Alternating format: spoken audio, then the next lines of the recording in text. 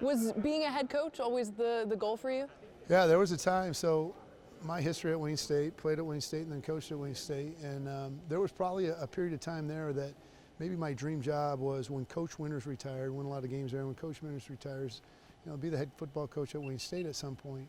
Yeah, it wasn't really a thought until this opportunity came along for Coach Mitchell. And then, yeah, God's timing, God's plan. Anytime that I think sometimes when you say, well, this is my path, this is our plan, this is what we're going to do, God kind of laughs at it, right? But it's became very evident throughout the last couple days, couple weeks here. Do you feel like you learned a lot from Mitchell? Do you feel like he prepared you well to take over this opportunity? Yeah, absolutely. And I tried to go down the line of the coaching mentors I had, and there's so many more. And that's why I didn't want to start naming names, because you just leave so many great ones out. What he really, really taught me was how to take care of the guys in his program, how to fight for them, how to do his very best for them. And now not every coach starts his press conference saying, hey, I used to hate this place.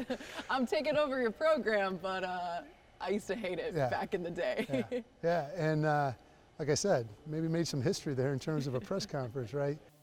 From 1996 to 2019, I hated Grand Valley.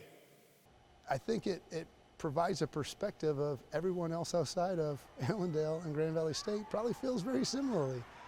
But when you get here, oh my gosh, like just the love, the people, the support, like the value that they have in football, the value that they have in football coaches, the value that they have in our student athletes. People from the outside don't see that, and I didn't see that until you got here. Because you gotta feel it, you gotta see it, you gotta be here to do that, Marley. Well, you always want to hate the person at the top, right? Because you got the target on your backs, essentially. No Everybody's question. Wanting to take you guys down, so it makes sense that you were a hater. And I've got that perspective. When the other team walks down that ramp at Lubber Stadium, you're going to get their best. No one's going to sleepwalk into Lubber Stadium, right? No one's going to sleepwalk when we go into their stadium.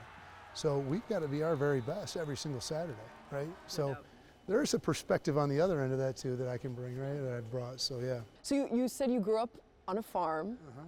You still take a lot of maybe those principles that you learned, so it was, hard-working man. Yeah, so Marley, it was an awesome childhood because I grew up in Burton, Michigan, just outside of Flint. And my dad was in the trades, right? So he's in construction, he was an electrician, so saw that side of it, build, right? And then my brother and I spent our summers down on the farm with Gramps and Grandma, where we learned the grow part of it, right? And there's so many analogies and metaphors of that farm life to football. Plant the crops in the spring, what we're doing right now in the Odie weight room in the Kelly, like plant and tend to it all summer long, and then there's this harvest. And you only get paid once as a farmer when those crops go to sale, right? You don't get a check every 2 weeks. Well, in college football, you only get paid for 10 or 11 guaranteed opportunities in the fall, right? So we've got to do all this work. We're going to do all this work to get to this payday, this harvest. So from the trades, waking up, putting the boots on, going to work, watching my dad do that every day, and then obviously with Gramps and Grandma down on the farm. There's so many lessons that are so analogous to coaching football, coaching college football. It's obvious family is really, really important to you. You mentioned your wife, your daughter, Eliana. Being a girl dad, you said especially. You wouldn't think, you said, hey, being a girl dad has made me a better football coach. Yeah. How so? I think there's that image of a football player that's in the media, right? And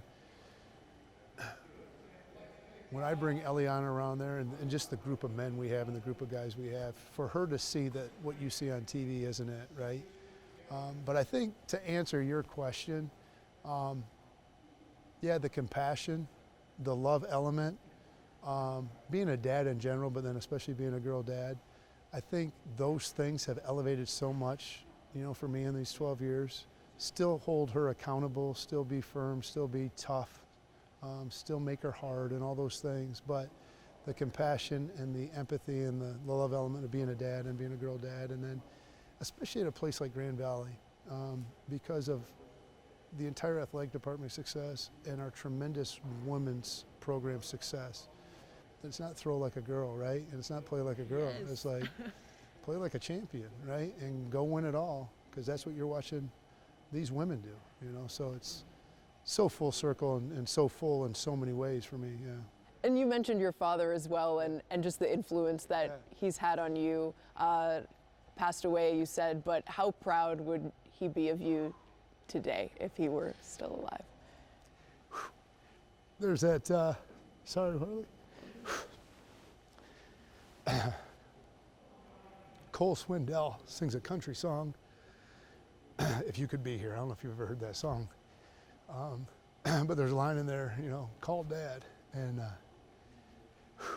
it's that Dad tell him about this opportunity, about this next step for me as a coach. You know, and he'd always say it, like, do the best you can, kid. Proud of you, kid. So, yeah, that's what he's saying right now.